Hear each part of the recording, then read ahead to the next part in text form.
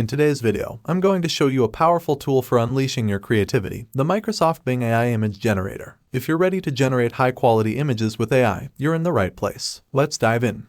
To get started, head over to the Bing AI Image Generator. The easiest way is to simply type Bing AI Image Generator into Google. The first result should be Image Creator from Microsoft Bing. Click on that link, and you'll land on this window. Log in with your Outlook account if prompted.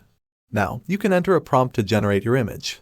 For inspiration, check out the Explore Ideas section. Here, you can see images generated by others along with the prompts they used. It's a fantastic way to get ideas for creating unique and high-quality images. Let's try a random prompt. Hit enter, and it will generate 4 images based on your prompt. Now, take a look at these options. Choose the one you like the best.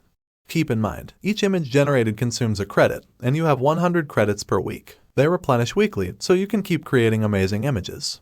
Once you've found the perfect image, click on it and then hit download. You can either save it or download it straight to your computer. You can find all your saved images in the Recent section.